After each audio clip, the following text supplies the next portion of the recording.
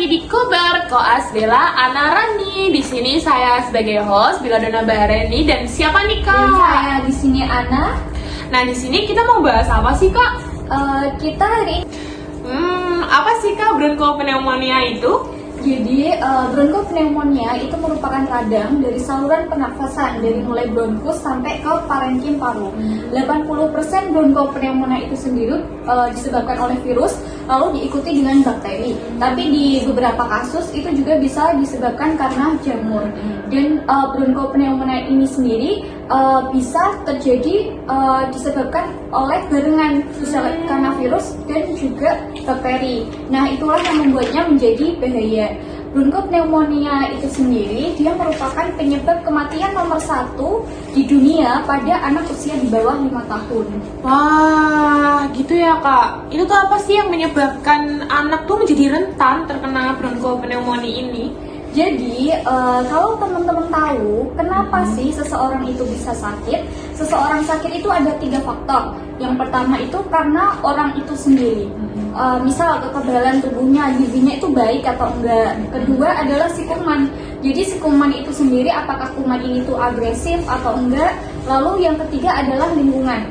Lingkungan itu termasuk dari polusi udara itu sendiri. Seperti yang sekarang ini ya, banyak sekali polusi. Jadi dengan adanya polusi ini menyebabkan saluran pernafasannya itu meradang. Kalau saluran pernafasannya itu meradang, bisa rentan terjadi infeksi saluran pernafasan. Lalu mengapa si infeksi paru ini tuh malah rentan menyerang anak-anak di bawah usia 5 tahun?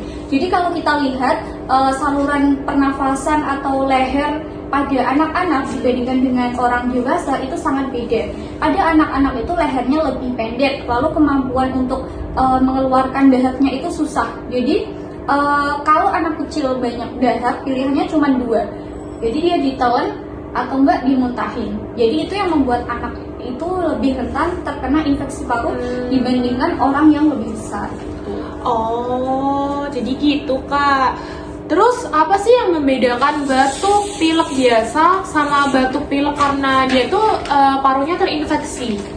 Jadi kalau batuk pilek atau biasa disebut dengan common cold, jadi anak itu batuk terus disertai dengan hidung berair, tapi anak ini masih bisa lari-larian, main ke sana ke sini, masih lincah. Tapi kalau yang namanya infeksi paru, biasanya anak ini akan nampak sesak.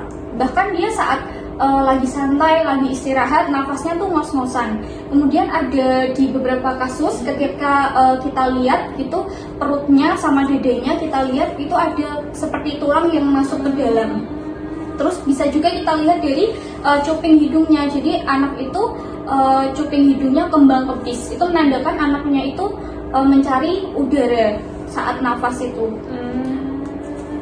Nah itu yang Nah itu tadi menandakan si anaknya itu lagi berusaha untuk nyari udara gitu ya.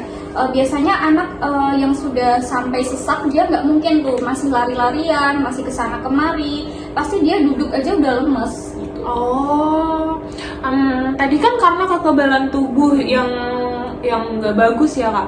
Jadi ada nggak sih tips untuk menguatkan kekebalan tubuh bagi anak supaya mengurangi resiko terjadinya infeksi paru?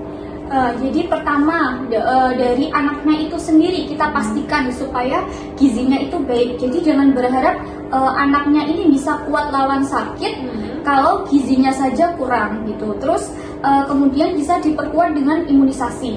Imunisasi apa saja sih? Jadi banyak ya imunisasi itu, mulai dari PCV, terus rota yang katanya tuh buat diare, itu juga bisa untuk melindungi paru-paru. Terus nanti ada BCG yang buat TBC, terus ada TGPT. Nah, dan segala macamnya imunisasi itu dilengkapi semua sama makan makanan yang baik. Terus saat keluar rumah bisa memakai masker terutama di daerah yang berpolusi. Jadi yang utama itu adalah gizi ya Kak. Jadi lumayan berbahaya juga ya infeksi paru ini. Jadi begitu teman-teman, sekilas tentang bronkopneumonia tadi dari Kak Ana sudah menjelaskan apa itu bronkopneumonia, apa penyebabnya, bagaimana tanda-tanda dari infeksi paru itu sendiri, bahkan pencegahannya. Sekilas tentang penjelasan tentang bronkopneumonia ini semoga dapat membantu teman-teman Bapak, Ibu, dan adik-adik sekalian. Terima kasih. Wassalamualaikum warahmatullahi wabarakatuh. Bye-bye.